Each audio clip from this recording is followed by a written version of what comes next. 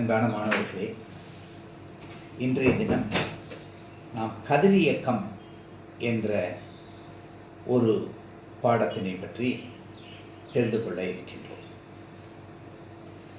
இது தற்பொழுது நீட் தேர்வுகளுக்கு தயார் செய்து வருகின்ற மாணவர்களுக்கு மிகவும் முக்கியமான ஒரு பகுதியாக இருக்கிறது.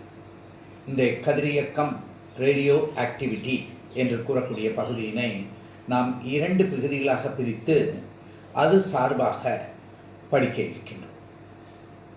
பொதுவாக Henry Becquerel, Rutherford, madam Curie இவர்கள் எல்லாம் இந்த கதிரியக்க தன்மையினை பற்றி மிகவும் அதிகமாக ஆராய்ச்சிகள் மேற்கொண்டனர். அதாவது ஒரு குறிப்பிட்ட அணு நிறை எண் அதிகமாக கொண்ட தனிமங்கள் தன்னிச்சையாகவே சில கதிர்களை வெளியேற்றின. யுரேனியம், ஆக்டீனியம், தோரியம், ரேடியம் போன்ற பொருள்கள் எல்லாம் கதிரியக்க தனிமங்கள் என்று நாம் குறிப்பிடுகின்றோம். இந்த உட்கருவியலை பற்றி நாம் ஆரம்பத்திலே பார்க்கும் பொழுது பிணைப்பு ஆற்றல் என்பதை பற்றி பார்த்து வருகின்றோம். அந்த இடங்களிலே கூட அவற்றினுடைய பிணைப்பு ஆற்றல் per mass number BE/A vs A என்ற கர் பார்க்கும் பொழுது 220 அணு நிறை எண்ணுக்கு மேற்பட்ட தனிமங்கள் தன்னிச்சையாக கதிரியக்கத்தினை மேற்கொள்ளும். இது நேச்சுரல் ரேடியோ ஆக்டிவிட்டி, இயற்கையான கதிரியக்கம் என்று குறிப்பிடுகின்றோம். இதில் மற்றொரு பகுதியானது ஆர்டிஃபிஷியல் ரேடியோ ஆக்டிவிட்டி. அதையும் நம்ம பார்க்க போகின்றோம். இதில் 2 தொகுப்பில் இன்றைய தினம் இந்த இயற்கை கதிரியக்க அந்த தனிமங்கள் அதனுடைய அமைப்பில் ஏற்படக்கூடிய நிகழ்ச்சிகளை பற்றி தெரிந்து கொண்டு நாம் அடுத்ததை பார்க்க இருக்கின்றோம். இதில் அடிப்படையான ஒரு ஆய்வு எவ்வாறு இருந்தது, இவ்வாறு ஒரு காரியம் லெட்டினால் ஆன ஒரு சேம்பர் இவ்வாறு எடுத்துக்கொண்டு அதுக்குள்ள இந்த கதிரியக்க பொருளானது வைக்கப்பட்டிருந்தது. இவ்வாறு வைக்கப்பட்டிருக்கும் பொழுது இதன் மீது இங்க ஒளிரும் திரை அல்லது போட்டோகிராஃபிக் பிளேட் அந்த அமைப்பு இருக்கும் பொழுது இங்கே நாம் பார்த்த நிகழ்ச்சியில் இங்கிருந்து சில கதிர்கள் இங்கே வந்து இந்த இடத்துல சில ஸ்மட்ஜர்ஸ் அங்கே ஒளிர்வுகளையோ அல்லது புகைப்படத்தாளிலே ஒரு மாறுபாடினையோ ஏற்படுத்தக்கூடியதாக இருந்தது. அப்ப இங்கிருந்து சில கதிர்கள் வருகின்றன என்பது உறுதியானது. அந்த கதிர்களினுடைய தன்மை எவ்வாறு இருக்கின்றது என்பதனை பற்றி ஆராய்ச்சி மேற்கொண்டார்கள். பொதுவாக அதற்கு ஏற்படுத்தி கொண்ட நிகழ்ச்சி என்ன என்று பார்த்தால், இதனுடைய பாதையினுடைய இருபுறங்களிலும் ஒரு மின்புலத்தினை ஏற்படுத்தினார்கள். மின்புலம் என்பது என்ன? 2 தகடுகள், அந்த தகடுகளை வெளியில் ஒரு மின்னழுத்த மூலத்துடன் இணைத்தால் அவைகளுக்கு V வோல்ட்டுகள் மின்னழுத்த வேறுபாடு இருக்கும். அப்ப அந்த V வோல்ட் மின்னழுத்த வேறுபாடு இந்த 2 தகடுகளுக்கு இடையில் உள்ள தொலைவு D என்றால் E = V/D என்பதாக நமக்கு கிடைக்கும். அப்ப இந்த மின்புலம் உண்டாகின்றது. சரி, இந்த மின்புலம் உண்டான பிறகு நாம் இங்கே பார்க்கும் பொழுது என்ன ஏற்படுகின்றது என்று பார்த்தால், இவ்வாறு மொத்தமாக இருந்த கதிர்களில் ஒரு பகுதி கதிரானது இவ்வாறு சென்றது. அதாவது நேர்மின் தன்மை பெற்ற அமைப்பிற்கு சென்றது.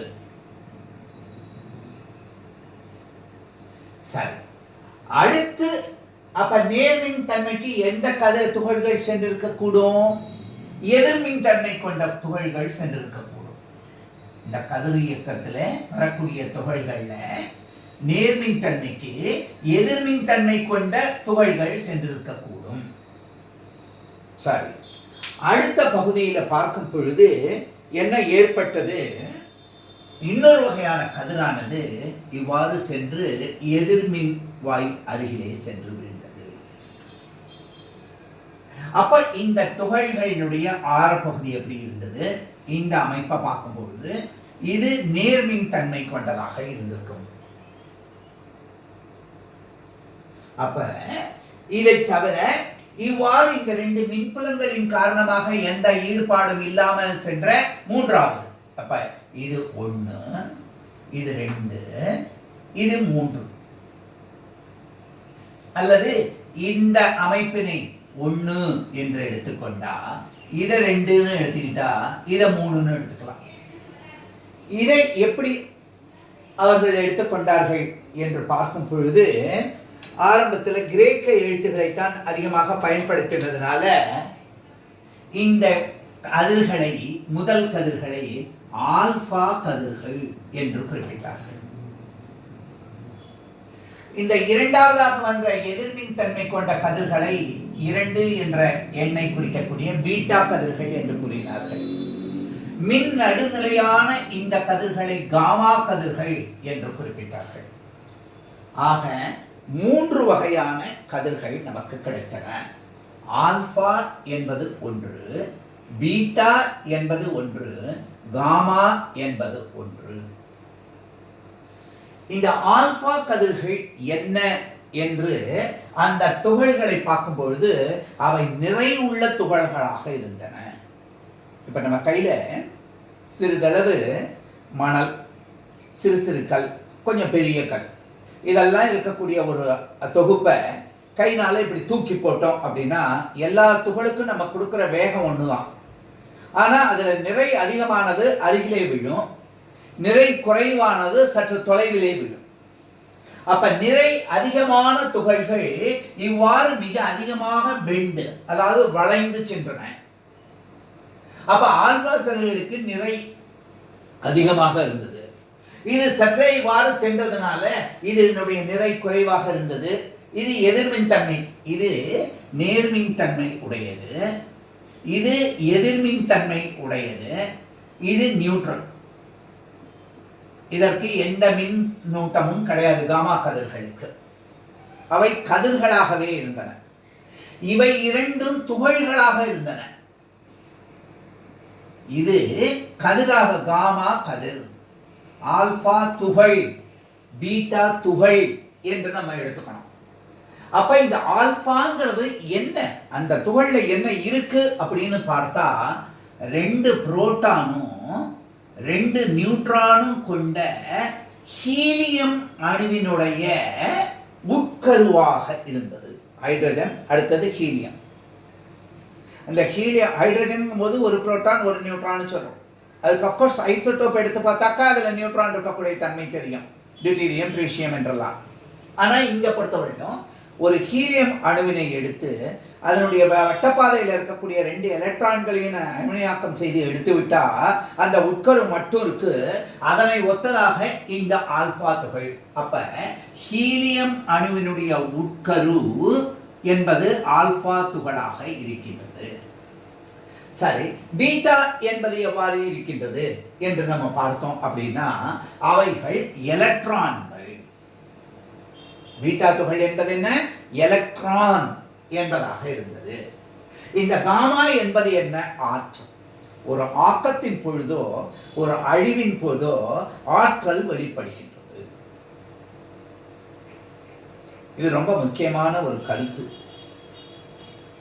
அப்ப காமா கதிர்கள் என்பது எவ்வாறு வருகின்றன அப்படின்னு பார்த்தா அந்த கதிர்கள் நிறையற்ற மின்காந்த கதிர்களாக காமா கதிர்கள் இருக்கின்றன.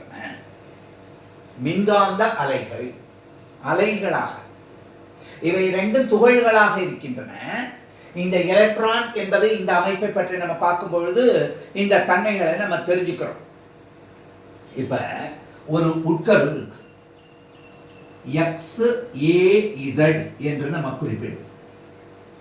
இது சம்பந்தமா சாடி ஃபஜன்ஸ் என்பவர், ரூதர்ஃபோர்ட் சாடி என்பவர்கள் எல்லாம் இந்த கதிரியக்க சிதைவுகள் குறித்து ஆராய்ச்சிகள் மேற்கொண்டு நிறைய விதிகளை கொடுத்தாங்க. நம்ம அதைத்தான் தொடர்ச்சியாக பார்க்க போகிறோம். சிதைவு விதின்னு ஒன்று பார்க்க போகிறோம்.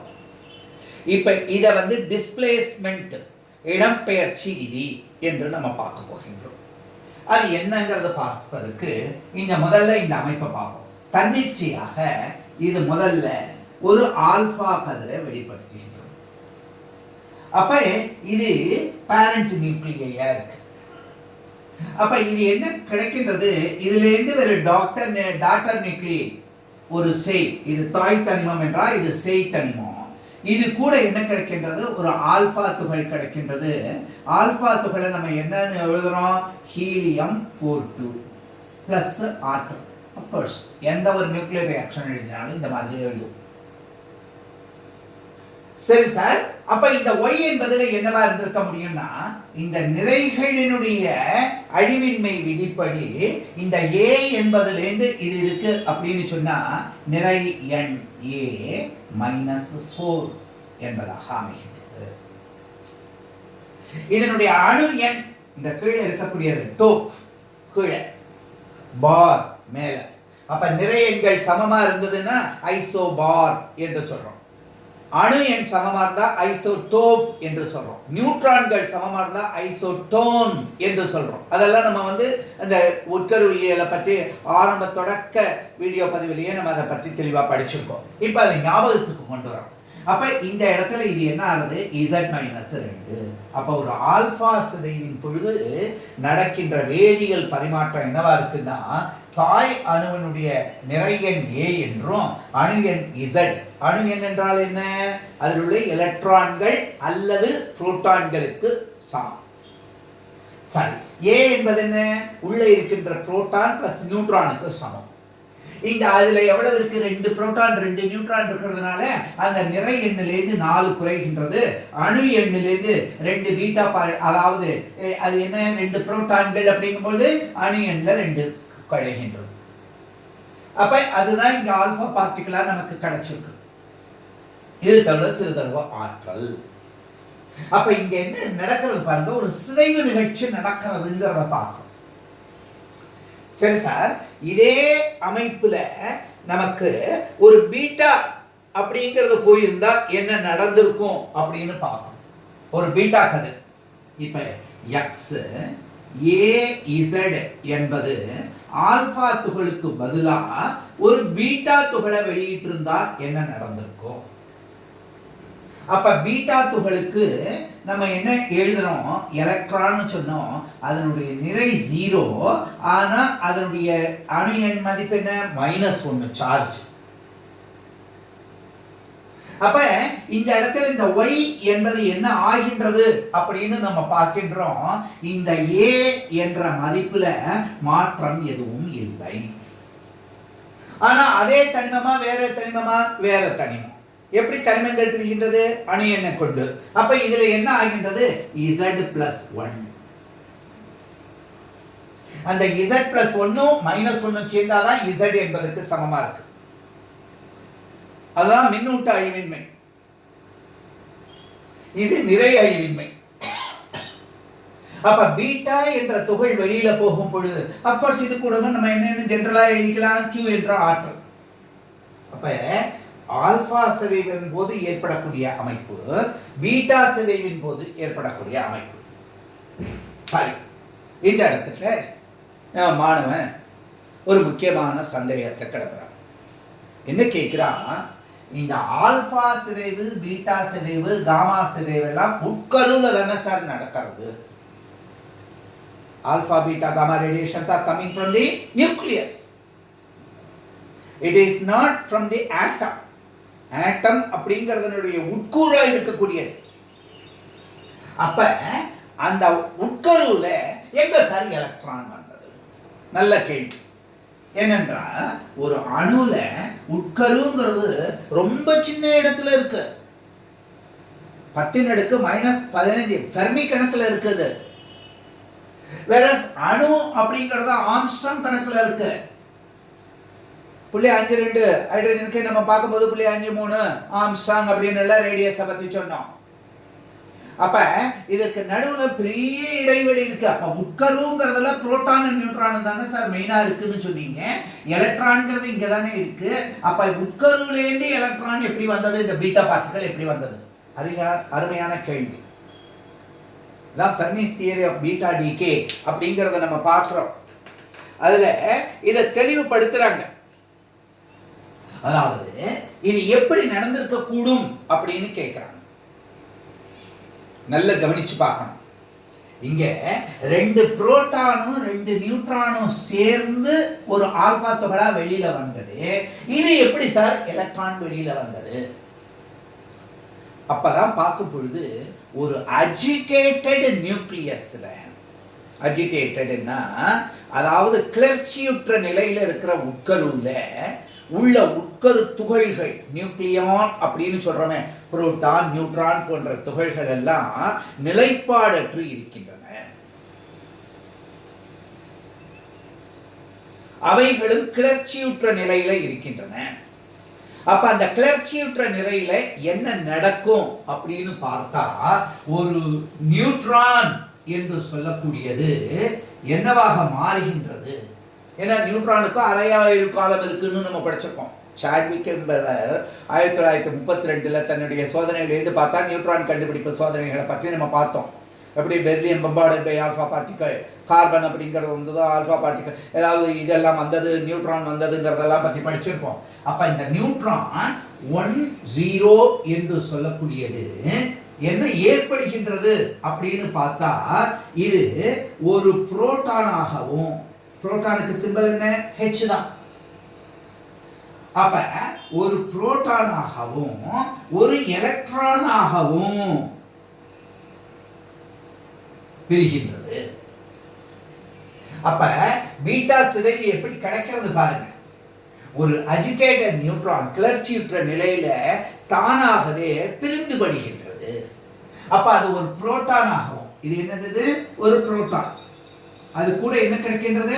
ஒரு எலக்ட்ரான். அப்ப அந்த புரோட்டான் அதுக்குள்ளேயே இருக்கிறதுனால தான் அந்த நிறையில மாற்றம் இல்லாதனால இங்க நிறையில மாற்றம் இல்லை. ஆனா இந்த எலக்ட்ரான் மட்டும் வெளியில போறதுனால இந்த +1 இருக்கு பாத்தீங்களா, அதுதான் இங்க Z+1 என்று +1 ஆக மாறுகின்றது. இதுதான் ஃபெர்மிஸ் தியரி ஆஃப் பீட்டா டிகே என்று குறிப்பிடுகின்றோம்.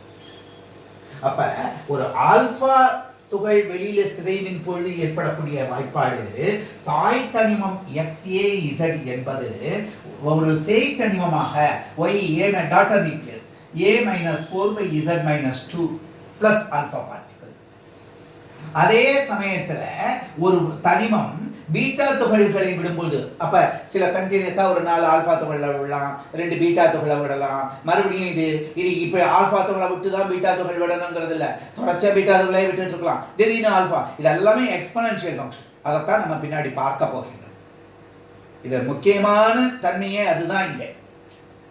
அப்ப இந்த முதல்ல கதிரியக்கத்துல எவ்வாறு ஆல்பா கதிர்கள் வருகின்றன, பீட்டா கதிர்கள் வருகின்றன என்பதை பற்றி பார்த்தோம். காமா கதிர்வீச்சு எவ்வாறு இருக்கின்றது, இந்த காமா கதிர்களை பற்றி நம்ம மின்காந்த அலைகள் நெடுக்கத்திலேயே நம்ம பார்த்துருக்கோம். மின்காந்த அலை நெடுக்கத்துல என்னென்னலாம் இருந்தது அப்படின்னு பார்த்தோம்.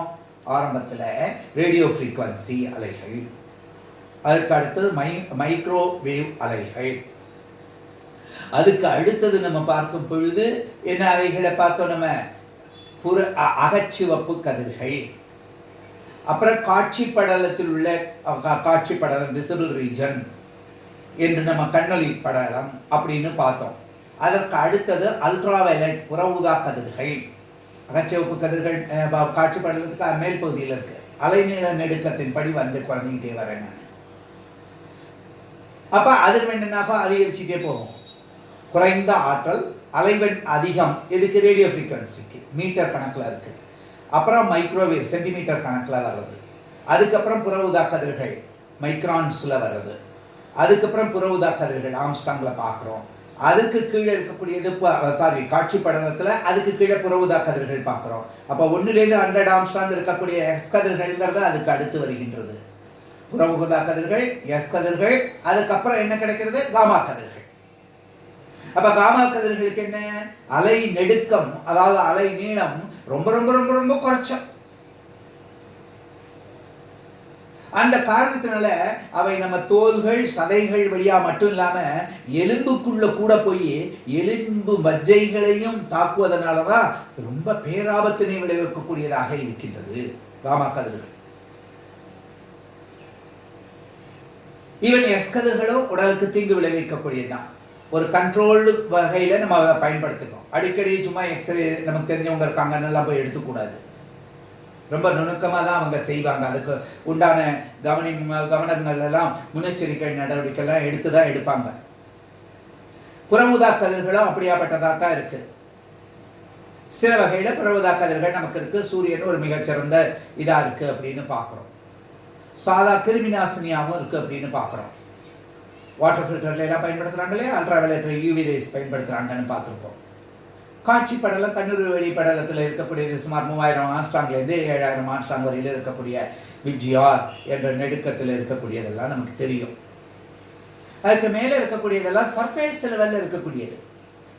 அதாவது அகச்சிவப்பு கதிர்கள்லாம் நம்ம தோலில் சுருக்கம் உண்டாகின்றது, இளமையிலேயே முதுமை தோற்றம் உண்டு விடுகின்றது. இதெல்லாம் சர்ஃபேஸ் லெவலில் இருக்கக்கூடியது.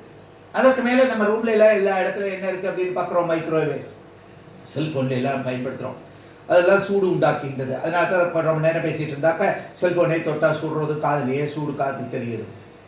அதற்கு மேலே பார்த்தோம் அப்படின்னா ரேடியோ கதிர்கள், ரேடியோ அலைகள் தான் எல்லா இடத்துலையும் இருக்குது, பல மீட்டர் நெடுக்கங்களில் இருக்கக்கூடியது. சரி, அப்போ காமா கதிர்களை பற்றி அவ்வாறு தெரிஞ்சுக்கலாம். அடுத்த கணக்குகளில் அதையும் பார்க்குறோம். ஆனால் இங்கே ஆல்ஃபா இதுக்கு என்ன பெயர்னா இடப்பெயர்ச்சி விதி அப்படின்னு பேர் சொல்றோம். அது என்ன சார்? டிஸ்பிளேஸ்மெண்ட் லா. இந்த விதிக்கு என்ன பெயர் சொல்றாங்க? இந்த அமைப்புகள் இருக்கக்கூடியதுக்கு டிஸ்பிளேஸ்மெண்ட் லா. சாடி ஃபஜன்ஸ் டிஸ்பிளேஸ்மெண்ட் லா. எங்க சார் டிஸ்பிளேஸ்மெண்ட்? டிஸ்பிளேஸ்மெண்ட்னா இடம்பெயர்வு, இடப்பெயர்ச்சி விதி. அது என்ன இடப்பெயர்ச்சி அப்படின்னு பார்த்தா ஆரம்பத்திலேயே நம்ம சொல்லியிருந்தோம். அணுக்கள் எல்லாம் அந்த தனிம வரிசை அட்டவணையில் அவற்றினுடைய அணு எண்களினுடைய ஏறு வரிசைப்படி அமைக்கப்பட்டிருக்கின்றன. இப்போ உதாரணத்துக்கு இந்த இடத்திட்ட இந்த தாய் தனிமம் இருக்குன்னு எடுத்துப்போம். XAZ என்று இருந்திருந்தா இது ஒரு ஆல்பா துகளை வெளியிடுறது. ஆல்பா துகளை வெளியிட்டா என்ன நடக்கும் அப்படின்னு கேட்டா, அதனுடைய நிறை எண்ல 4 குறையிறது. அணு எண்ல என்னென்ன குறைகிறது? 2 குறைகின்றது. அப்ப இங்கே அணு எண் ஏறு வரிசையிலனா இப்படிதானே இருந்திருக்கணும். Z+1 Z+2 அப்ப இங்க பார்க்கும்போது Z-1 Z-2 அப்ப Y Z-2 A-4. அப்ப ஒரு ஆல்பா துகளை விடும்பொழுது இது என்ன ஆகின்றது பாருங்க. இவ்வாறு இடது பக்கத்திலே இடம்பெயர்கின்றது. தனி ஒரு சட்டநிலை தன்னுடைய நிலையில் இருந்து இடம்பெயர். அதனால தான் இதுக்கு இடப்பெயர்ச்சி விதி. சரி சார், இதே பீட்டா துகளை கொடுத்திருந்தா என்ன நடந்திருக்கும் அப்படின்னு பார்த்தா Z+1 அப்ப Y அதே A மதிப்பு, அதை பத்தி நமக்கு கவலை கிடையாது. ஐசோபார் இதுல போயிட்டு இங்க Z+1. அப்ப இது எதனால கிடைச்சது அப்படின்னு கேட்டா ஒரு பீட்டா துகளை கொடுக்கும் பொழுது.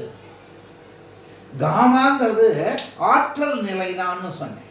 அதனால அதுல இடம்பெயர்வு ஏற்படுறது. இடப்பெயர்ச்சி எதனால ஏற்படுறது? துகள்கள் மாறுறதுனால, புரோட்டான் நியூட்ரான் போன்ற அணுக்கரு துகள்கள் மாறுபாடுவதனால ஏற்படக்கூடியது.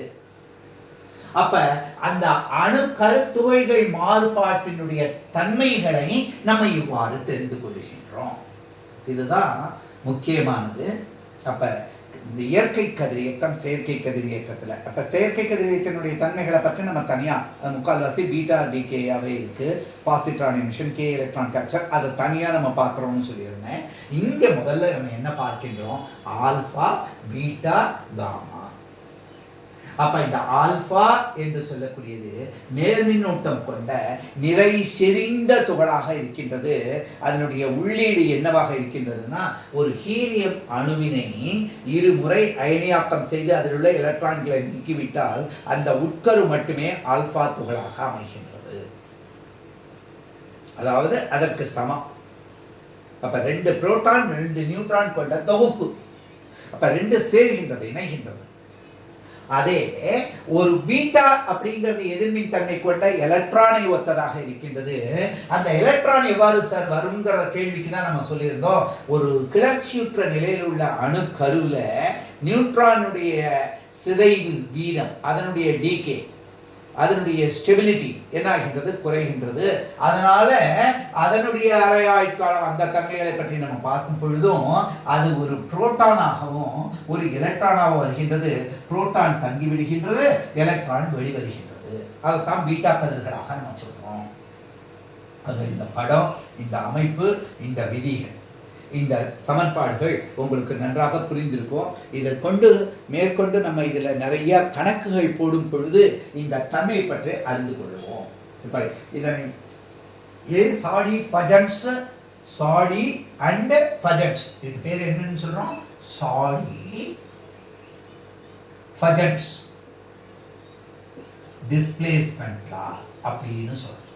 சாடி அண்ட் ஃபஜன்ஸ் 2 இயற்பியலாளர் கொடுத்தது. இந்த தன்மைகளை பற்றி தெரிஞ்சுட்டோம். ஓகே, இதற்கு அடுத்தது நாம் தெளிவாக இந்த டிகேலா, அதாவது கதிர் இயக்கம் என்றால் என்ன, இயக்கம், கதிர் இயக்கம், ரேடியோ ஆக்டிவிட்டி, ஆக்டிவிட்டி என்றெல்லாம் சொல்றோம் இல்லையா, அந்த ஆக்டிவிட்டி என்ற பண்பை பற்றி நம்ம சிறிது தெரிஞ்சுக்க வேண்டியிருக்கு. அது எளிமையான ரூதர்ஃபோர்டு மற்றும் சாடி என்பவர்கள் ஒரு கதிர் இயக்க சிதைவு விதி அப்படிங்கிறத கொடுத்தாங்க. சிதைவு அப்படின்னாலே தொடக்கத்திலேருந்து இருக்கக்கூடியதிலேருந்து குறைந்து கொண்டே செல்வது அப்படிங்கிறதா இருக்கு. சிரிஞ்சிட்டே போறது. பொதுவாக விளையாட்டா சொல்றது, டியூஷன் படிக்கிறதுக்கு பையங்க வந்தாங்கன்னா ஆரம்பத்தில் நிறைய பேர் இருப்பான். அப்புறம் நேச்சுரலாக பார்த்தா ஒரு பரீட்சை வைக்கிறோம் அல்லது அந்த பரீட்சையினுடைய முடிவை பேரண்ட்ஸுக்கு தெரிவிக்கிறோம் அப்படின்னு சொன்னாலே அப்படியே கொஞ்சம் பேர் குறைஞ்சிடும். அன்றைக்கி டெஸ்ட் அப்படின்னா ஒரு 60 பேர் படிச்சுட்டு இருக்கிற இடத்துல திடீர்னு பார்த்தா 40 பேர் இருப்பான். அப்புறம் திடீர்னு பார்த்தாக்கா 30 பேர் இருப்பான். அப்புறம் பார்த்தா 10 பேர் இருப்பான். என்னடா காரணம் அப்படின்னு கேட்டால், சார் பரீட்சை சார், ஏதாவது ஸ்கூலில் ஏதாவது பரீட்சை வச்சுக்கோங்க, வெளியில் பரீட்சையா அது தெரியாது. அப்போ குறைஞ்சிக்கிட்டே போகும். அப்போ ஒவ்வொன்றா போகும்போது, இல்லை சார் அவன் வரல நானும் வரல, ஏதாவது ஒரு காரணங்கள் புரியுதா? அந்த காரணத்தை அதே போல இந்த தனிமங்களும் ஒரு இடத்துல ஒரு 100 அணு எடுத்துக்கிறோம்னு வச்சுங்களேன், அந்த அணுக்கரு சிதைவர ஆரம்பிக்கிறது அப்படின்னா அது எக்ஸ்பனன்ஷியல் ஃபங்க்ஷனாக இருக்குது, இ பவர் அப்படிங்கிறதா வரும். டிஸ்இன்டகிரேஷனாக இருக்கிறதுனால குறைஞ்சிக்கிட்டே போகிறதுனால மைனஸில் வரக்கூடியதாக இருக்குது. அப்போ அதெல்லாம் எப்படி நம்ம பார்ப்பது, அதைத்தான் இந்த விதியானது கொடுக்கின்றது. அந்த 100 அணுக்களும் தொடக்கத்தில் எடுத்துக்கொண்ட அணுக்களில் அப்படியே குறையாது. இப்போ திடீர்னு ஒரு 4-5 குறைஞ்சிருக்கு அப்படின்னா உடனே அடுத்தது அப்படின்னு ஒவ்வொரு நிலையிலையும் அது முன்னாடி என்ன இருந்ததோ அதுலேருந்து குறைஞ்சிட்டு போகுது. சரி சார், முதல்ல 4 அணு இது சிதைவுட்டுறதே அப்படின்னா அடுத்தது 4 தான் போகுமா? இல்லை, 12 கூட போகலாம், 20 கூட போகலாம், திடீர்னு 2 கூட போகலாம். அது இயற்கைத்தன்மை உடையது. ஆனாலும் அதை பொதுப்படுத்தி பார்க்கும்போது எக்ஸ்பனன்ஷியல் ஃபங்க்ஷன் y=mx அப்படிங்கிற வார்த்தை நமக்கு எப்படி கிடைக்கின்றது, அந்த வடிவம் நான் ஆரம்பத்துலேருந்தே சொல்கிறேன். இயற்பியலில் ஒரு கான்செப்டை கருத்து நம்ம புரிஞ்சுக்கிட்டோம் அப்படின்னா அதை எப்படிலாம் தெரிஞ்சுக்கணும், வார்த்தைகளாக இருக்கக்கூடியதுலேருந்து சோதனைகளில் பிரதியிட்டு தெரிஞ்சுக்கிறது.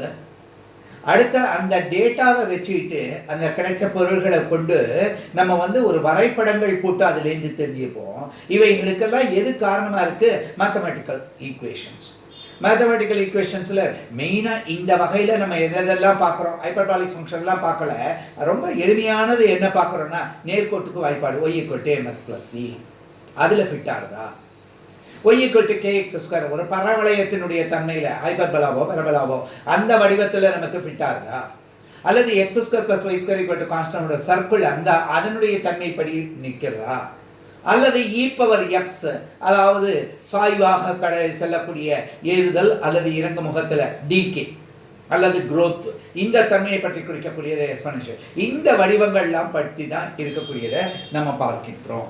அப்போ முதல்ல அந்த ரூதர்ஃபோர்டு என்பவர் கொடுத்த தன்மை என்ன அப்படின்னா, ஒரு n என்ற அணுக்களின் எண்ணிக்கை இருக்குன்னு வச்சுங்களேன், அது dt நேரத்தில் சிதையக்கூடியது அப்படின்னா the rate of disintegration இதைத்தான் நீங்கள் வந்து மெயினாக தெரிஞ்சுக்கணும். அந்த rate of disintegration proportional to n. இது தொடக்கத்தை எடுத்துக்கொண்ட n என்பதாக எடுத்துக்கிறோம். அப்ப என்ன சார் அர்த்தம்? இது நேர்விகித தொடர்பு. சிதைவுறும் அணுக்களுக்கு சிதைவுறும் வீதமானது நேர்விகித தொடர்பு கொண்டது. இதை யார் கொடுத்தா அப்படின்னு சொன்னோம்? ரதர்ஃபோர்ட் மற்றும் சாடி. இதுக்கு பேர் என்ன பேரு? டிஸ்இன்டகிரேஷன் லா.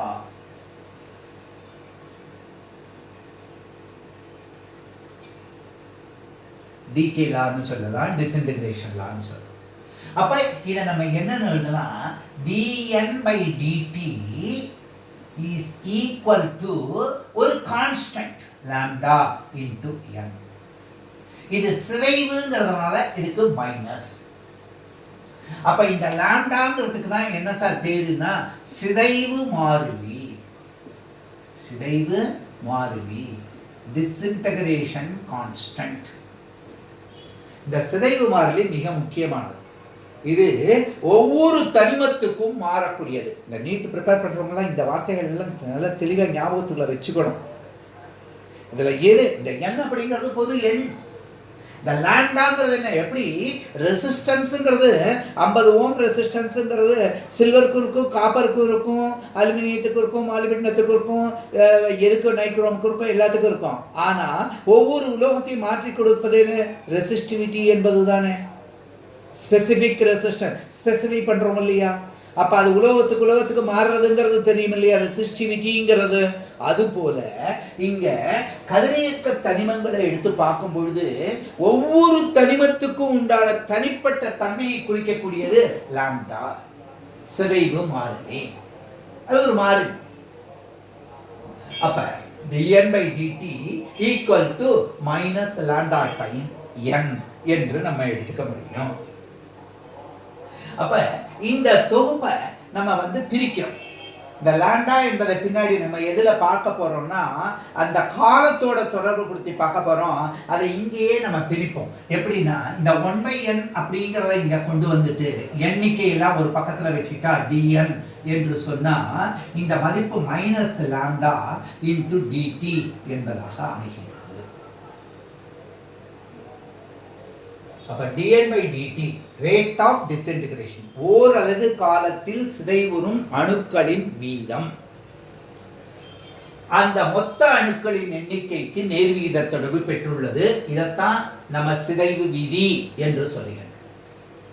இதை ரூதர்ஃபோர்ட் சாடி என்பவர் கொடுத்தார். அவங்க முதல்ல எடுத்த ஹைபாத்தசிஸ், நல்ல ஹைபாத்தசிஸ். அப்ப அதை மேத்தமேட்டிக்கலா எப்படி டிரைவ் பண்றாங்க? அந்த ப்ரொபோர்ஷனாலிட்டி ஈக்குவேட் பண்றதுக்கு ஒரு கான்ஸ்டன்ட்டா கொடுக்குறாங்க. அது பிசிக்கல் கான்ஸ்டன்ட். இதுக்கு பிசிக்கல் கான்ஸ்டன்ட்னா என்ன? அதுக்கு அலகு இருக்க போறது, பின்னாடி நம்ம பார்க்க போறோம் காலத்தை கொண்டு. அப்ப இது அலகு உள்ளது, அது ஒரு பிசிக்கல் கான்ஸ்டன்ட் இன்டு n. இப்ப ஒருவடித்தான தன்மைகளை கொண்டு வந்தா இந்த மாதிரி இருக்கு. இப்ப இந்த மாதிரி வரும்போது இதை என்ன செய்யலாம்? நம்ம தொகுக்கலாம், இன்டகிரேட் பண்ணலாம். அப்ப எப்ப நம்ம வந்து இதை தொகுபயன் காண்றோமோ அப்ப தொகுபயன் காணும் பொழுது இதை என்ன எழுதலாம் பாருங்க. இது தொடக்கத்துல n0 என்பது ஆரம்பத்துல, அதாவது t என்பதற்கு நம்ம இங்க போடும் பொழுது t equal to 0 போது இங்க n0.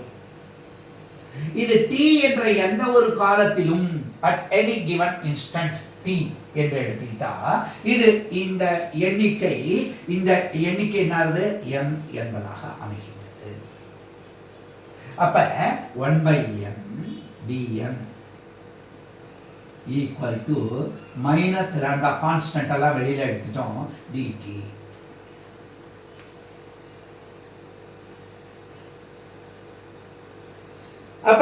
இந்த மதிப்பை நம்ம எப்படி பார்க்கலாம்? நமக்கு தெரியும் log 1/n dn, அதாவது 1/n dn இன்டகிரேட் பண்ண என்ன கிடைக்கும்? Natural log. அப்ப natural log ln of n.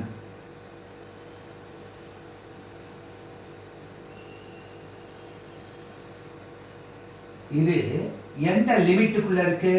n0ங்கிற கீழ் பகுதியும் இதனுடைய உச்ச மதிப்பு n. அப்ப இங்க பார்க்கும்போது லாம்டா இந்த மதிப்பு என்னென்ன ஆகின்றது? dtங்கிறதை தொகுப்பையும் கண்டுபிடின t 0க்கும் tக்கும் நடுவில். மெதுவாக தான் போறேன், கவனிங்க. இப்ப இந்த மதிப்பை நம்ம என்னன்னு எழுதலாம்.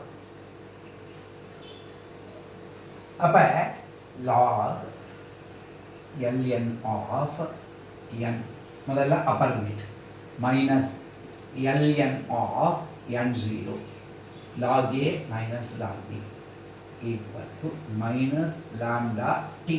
ஏன்னா இந்த t பிரதிநிதித்துவம் 0க்கு 0 போயிடுது. சரி, இதை பொதுவாக எழுதணும்னா என்ன எழுதணும்?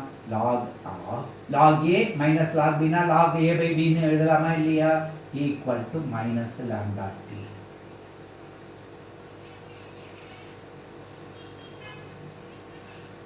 நமக்கு என்ன வாய்ப்பாடு தெரியும்? எக்ஸ்பொனென்ஷியல் பகுதிகள் பார்த்து எழுதும்போது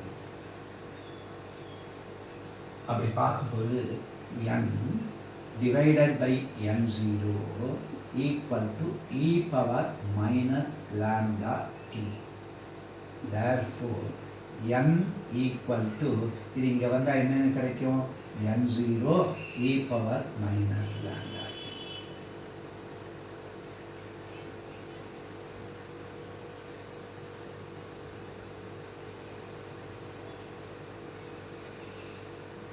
ரொம்ப சுலபமான ஒரு சமன்பாடு.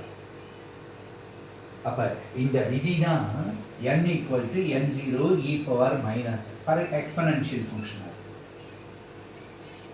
அப்ப இது ஒரு வரைபடத்தில் நம்ம பார்த்தோம் அப்படின்னா இந்த அமைப்பு எப்படி அமைகின்றது இப்படி வரும்.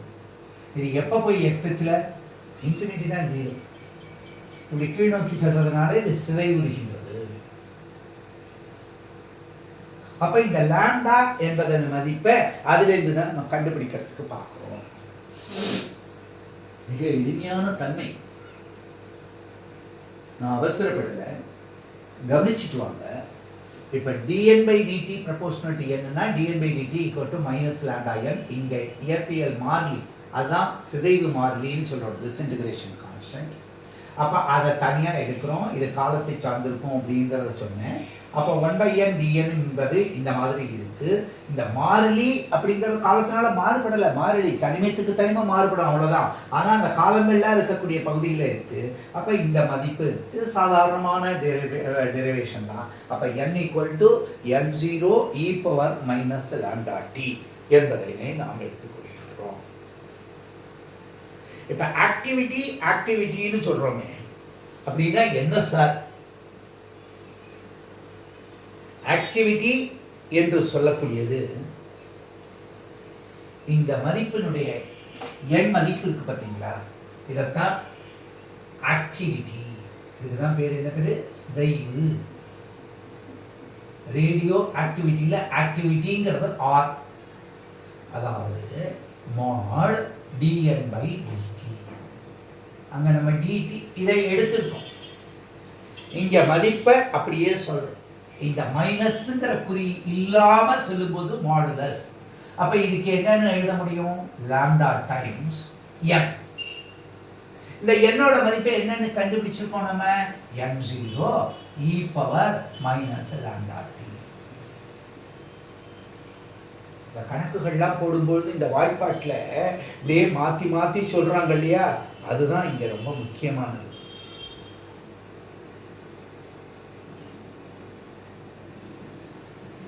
சரி சார், தொடக்கத்தில் இருந்த ஆக்டிவிட்டி என்ன? R0னுடைய மதிப்பு என்ன? இப்படி ஒரு சின்ன கேள்வி நீட் போன்ற தேர்வுகளில் கேட்குறாங்க.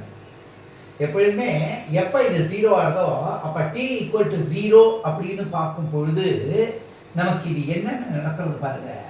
லாம்டா அந்த மதிப்பு அப்படியே இருக்கு. இது தொடக்கத்தில் இருந்த நம்பருடைய எண்ணிக்கை என்ன? n0. இவ்வளவு. அப்ப இந்த வாய்ப்பாட்டுல இது என்னவா இருந்ததுன்னா லாம்டா டைம்ஸ் n இருந்தது. அந்த n-க்கு தான் n0 e power minus lambda t substitute பண்ணிட்டோம். எப்ப அந்த t-னுடைய மதிப்பு 0 என்பதாக இருக்கிறதோ அப்ப ஆக்டிவிட்டியினுடைய மதிப்பு r0 lambda n0. இது ரொம்ப ரொம்ப முக்கியம். இது கூட நம்ம ஒரு சின்ன விஷயத்தை தெரிஞ்சுப்போம் இன்னைக்கு. ஏன்னா அரை ஆயுட்காலம், சராசரி ஆயுட்காலம் தான் அதுக்கு அடுத்ததுல நம்ம டெரிவேஷன் கணக்கோட சேர்த்து பார்க்குறோம். கராலரி கணக்கா என்ன அப்படின்னா கியூரி CI என்று சொல்லக்கூடியதாக நம்ம எடுத்துக்கிறோம். ஒரு கியூரி என்பது இந்த சிதைவு இருக்கு இல்லையா, இந்த அமைப்பை குறிக்கக்கூடியது. அப்படின்னா என்ன சார்? ஒரு கியூரி என்பது 3.7 into 10⁻10 என்ன? ஒரு வினாடிக்கான சிதைவுகள். ரொம்ப நிதானமா எழுதுறேன்.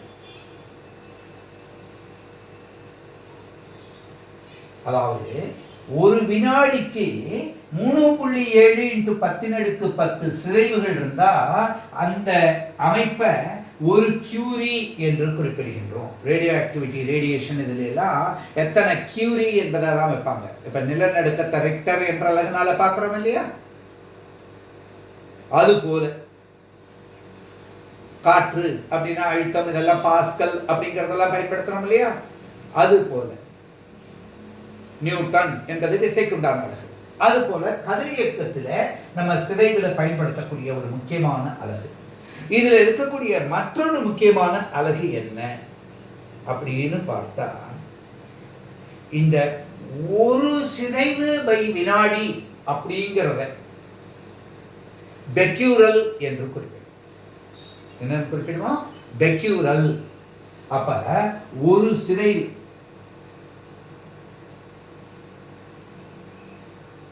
பை வினாடி அப்படிங்கிறது என்னன்னு குறிப்பிடுகின்றோம்? நம்ம பெக்யூரல், பெக்யூரல்.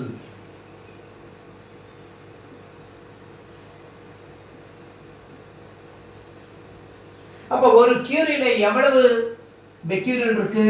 ஒரு கியூரியில நமக்கு 3.7 into 10⁻10 பெக்யூரல் இருக்கு. இதெல்லாம் அப்படியே தொடர்ச்சியாக இருக்கும்பொழுது ஓஹோ பெக்யூரியல் கியூரின்னு எடுத்துப்போம். ஒரு தடவை நீங்கள் எழுதினீங்கன்னா மனசில் ஓஹோ அப்போ ஒரு சிதைவு பை வினாடிங்கிறத பெக்யூரல்னு சொன்னால் 3.7 into 10⁻10 சிதைவு பை வினாடியை ஒரு கியூரின்னு சொல்லும் பொழுது அப்போ ஒரு Curie equal to 3.7 into 10⁻10 Becquerel என்று தெரிந்து கொள்ள முடியும். எளிமையான கருத்துக்கள் தான். இதெல்லாம் நம்ம வாழ்க்கையில தினப்படி பயன்படுத்தாததுனால ஞாபகம் வச்சுக்கிறதுக்கு நம்ம திருப்பி திருப்பி பார்க்க வேண்டியிருக்கு. அதைத்தான் நம்ம சொல்றோம், ஞானம் அபியாசாத்துங்கிறோம். திருப்பி திருப்பி அபியாசம் பண்ணணும், பயிற்சிகள் பண்ணதான் கிடைக்கின்றது. ஆக இன்றைய தினம் கதிரியக்கம் என்றால் என்ன, கதிரியக்க சிதைவில் இடப்பெயர்ச்சி விதி என்ன, அது எவ்வாறு இடப்பெயர்ச்சி விதி என்றது, உட்கருவிலிருந்து எப்படி எலக்ட்ரான்கள் தோன்றுகின்றது, இந்த அமைப்புகள் எல்லாவற்றையும் பார்த்தோம். அதுக்கு அடுத்தது சிதைவு விதி என்றால் என்று பார்த்து அந்த அலகு வரையிலும் பார்த்தோம். மேற்கொண்டு நம்ம அடுத்த வகுப்பில் அரை ஆயுட்காலம், சராசரி ஆயுட்காலம், இந்த கதிரியக்கம் அதாவது செயற்கை கதிரியக்கத்தில் இருக்கக்கூடிய அமைப்புகள் அப்படிங்கிறத பார்த்து சில கணக்குகளை நம்ம இங்கே பார்க்கணும். ஆல்ஃபா கதிர், பீட்டா கதிர் போகிறதுனால வரக்கூடியதையும் அடிக்கடி கேட்குறோம். ஒரு 4 ஆல்ஃபா கதிர் 8 பீட்டா கதிர்கள் சென்றது, செய்மெதி தனிமத்தினுடைய என்ன அமைப்பு அல்லது என்னென்ன கிடைத்திருக்கின்றது எப்படிங்கிறதெல்லாம் கேட்கக்கூடிய அமைப்போ அல்லது இந்த சிதைவு விதியை பயன்படுத்தின கணக்குகளோ அடிக்கடி கேட்கறதுனால இது மிக முக்கியமான பகுதியாக இருக்குது. இந்த தொகுப்பை இந்த தினம் பார்த்துருக்கோம். இது நன்றாக புரிந்திருக்கும்னு நினைக்கிறேன். மேற்கொண்டு அடுத்த தொகுப்பில் பார்ப்போம். தேங்க்யூ.